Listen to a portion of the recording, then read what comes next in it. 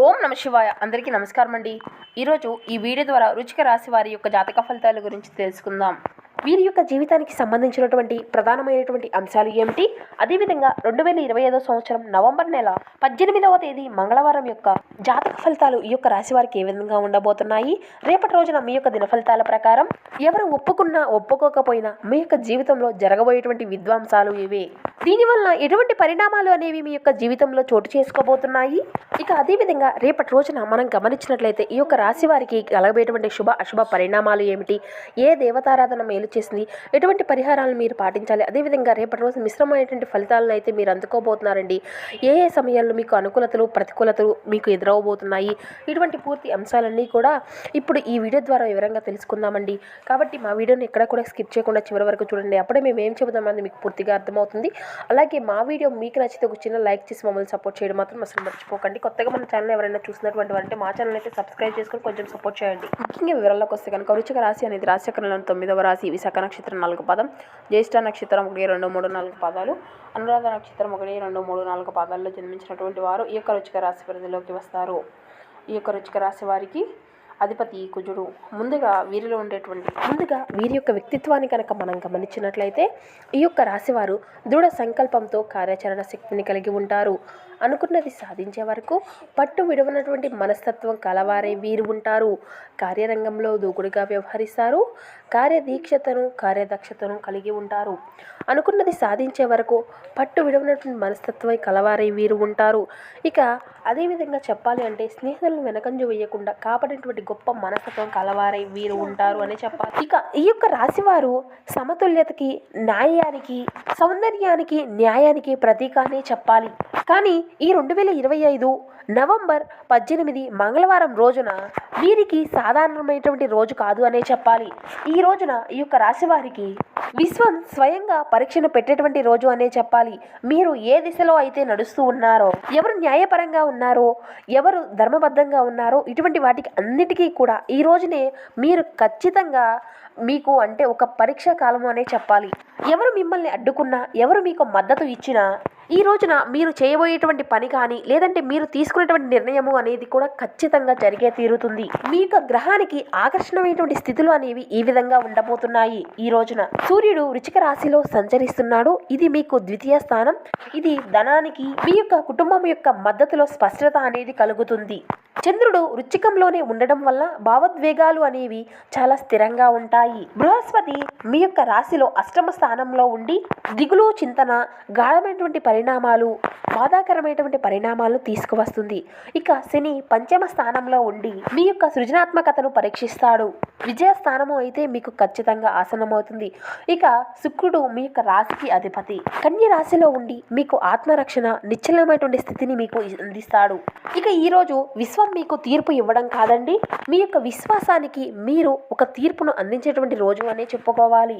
ఎవరు ఒప్పుకున్నా, ఎవరు ఒప్పుకోకపోయినా, ఎవరు అడ్డుకున్నా కూడా దైవానుగ్రహం అనేది మిమ్మల్ని ఆపలేదు. ఇక ఈ రోజున మీరు నిద్ర లేవగానే మీ మనసు ఒక అజ్ఞాతమైనటువంటి ఉల్లాసము అనేది కలుగుతుంది. రాత్రికి మీరు కలలో ఏదో చూడవచ్చు, అది దైవ సంకేతం. ఆ కలలో కనిపించినటువంటి వ్యక్తి కానీ లేదంటే వస్తువు కానీ మీకు ఒక మంచి మార్గాన్ని చూపుతుంది. ఈ సమయంలో మీరు ఏ పనిని మీరు ప్రారంభించినప్పటికీ కూడా దాంట్లో మీ యొక్క ఆత్మబలము అనేది అధికంగా ఉంటుంది. మీ యొక్క ఆలోచనలు అన్నీ కూడా చాలా స్పష్టంగా ఉంటాయి. ఒక ముఖ్యమైన నిర్ణయాన్ని మీరు అయితే ఎంచుకుంటారు. అది కొంతమంది వ్యక్తులపైన వ్యతిరేకంగా వెళ్ళవలసినటువంటి దారిని కూడా చూపిస్తుంది. కానీ మీరు మాత్రం ఒకటి గుర్తుంచుకోండి, ఎవరు ఒప్పుకున్నా, ఎవరు ఒప్పుకోకపోయినా, ఎవరు వ్యతిరేకించినా మీరు అనుకున్నదైతే జరుగుతుంది. మీ యొక్క నిజాయితీ, మీ యొక్క ధైర్యము ఈ రోజున మీకు దైవం పరీక్ష పెట్టేటువంటి సమయము.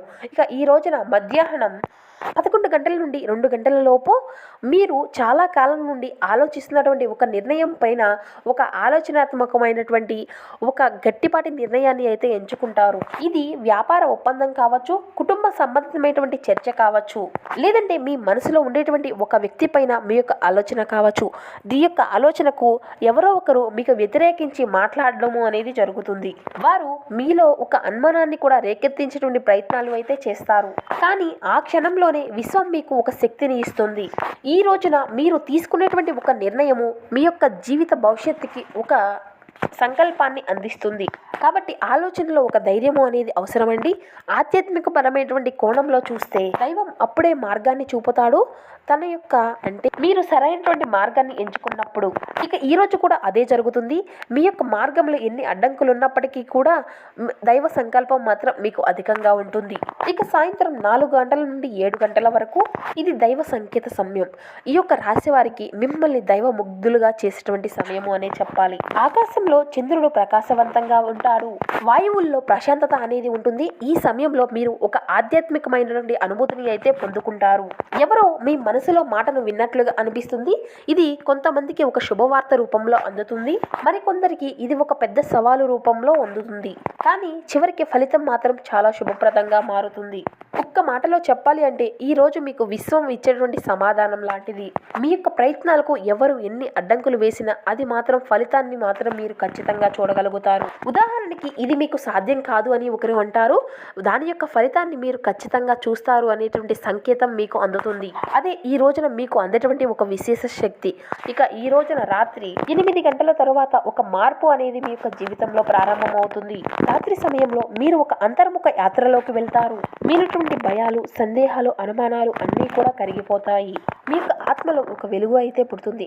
ఇక మీరు ఈ రోజున వృశ్చిక రాశి అనేది మీ యొక్క సమీపంలో ఉండడంలో అంతర్చైతన్యంలో మీరు చాలా బలంగా ఉంటారు. ఒక పాత శత్రువు కూడా ఈరోజు మీ వద్దకు చేరి మిమ్మల్ని క్షమాపణ కోరేటువంటి క్షణాలు కూడా మీరు చూస్తారు. మీరు ఎదుర్కొనేటువంటి ప్రతిభాభావాలు అన్నీ కూడా ఒక్కొక్కటిగా తొలగిపోతాయి.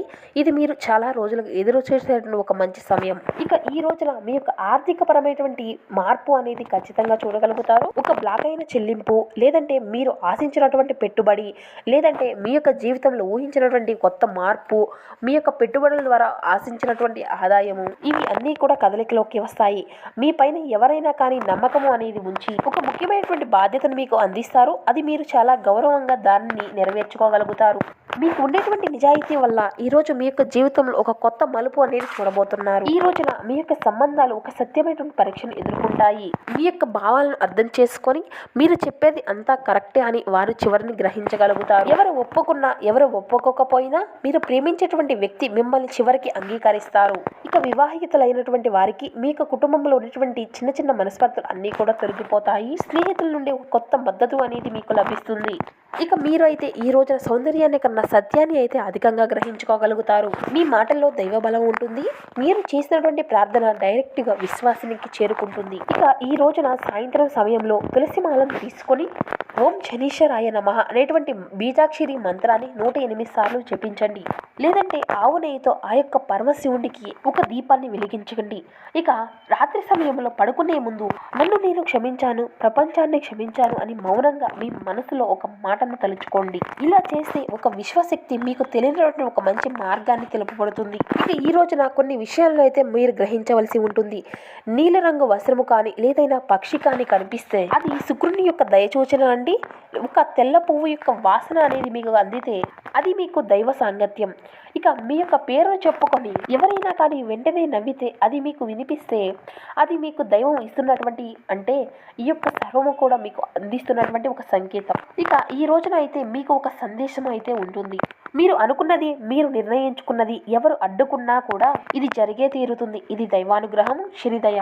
ఇదే మీ యొక్క కర్మఫలం. మీ యొక్క నిత్యము అనేది ఈరోజు వాత్సల్యం అవుతుంది. ఎవరు ఆపలేరు. ఎవరు వ్యతిరేకించినా కూడా చివరికి వారు మళ్ళీ నీ వద్దకే చేరుతారు. విశ్వం ఈ రోజు మీ వైపు తిరిగింది. అది కేవలం చెప్పేది ఒక్కటే. ఈ రోజున మీరు సత్యపదంలో ఉన్నారు అంటే విశ్వమే మీ వైపు కదులుతుంది. ఎవరు ఒప్పుకున్నా ఎవరు ఒప్పుకోకపోయినా దైవ నిర్ణయము అనేది మారదు. మీరు మాత్రం ఖచ్చితంగా విజయాన్ని పొందుకోగలుగుతారు. కాబట్టి ఇది మీకు చాలా ప్రయోజనకరమైనటువంటి రోజు అని చెప్పాలి. దీర్ఘకాలపు అనారోగ్యాల నుండి మీకు విముక్తి అనేది పొందుకోగలుగుతారు. ఈరోజు రుణదాత మీ దగ్గరకు వచ్చి మీరు చెల్లించవలసినటువంటి మొత్తాన్ని కూడా తిరిగి చెల్లించమని కోరుతాడు. కాబట్టి మీరు మాత్రం ఈ రోజున తిరిగి కట్టేయవలసినటువంటి సమయము అయితే మీ యొక్క జీవితంలో కొంచెం చోటు చేసుకుంటుంది. కానీ మీకు మాత్రం తరువాత ఆర్థిక సమస్యలు అన్నీ కూడా తలెత్తుతాయి. కావున అప్పు చేసుకోకుండా ఉండండి. మీ యొక్క యొక్క అభిప్రాయాలను మీ యొక్క స్నేహితులపై బంధువులపై అస్సలు రుద్దకండి. అది మీ యొక్క అభిరుచికి సమానం కాకపోవచ్చును. దాంతో అనవసరంగా వారి అందరినీ కూడా కోపం వచ్చే విధంగా చేయవచ్చును. ఇక మీ యొక్క ప్రియమైనటువంటి వారి స్నేహితుల నుండి కానీ విశ్వసనీయతల నుండి కానీ శంకించండి. ఇక ఆఫీస్లో ఎవరో ఈ రోజున ఓ అందమైనటువంటి దానితో ఆశ్చర్యపరచవచ్చును. ఇతరులకు ఉపకరించడంలో మీ యొక్క సహాయాన్ని శక్తిని అంకితం చేయండి. అంతేకాని మీరు ఏ విధంగానూ కూడా స్తంభించినటువంటి వాటిలో జోక్యం మాత్రం అసలు చేసుకోకండి. ఇక ఈరోజు మీ యొక్క జీవిత భాగస్వామి మీలోని ఒక గొప్ప గుణాలను ఎంతగానో పొగడము మీకు మరొకసారి పడిపోవడం ఖాయమండి.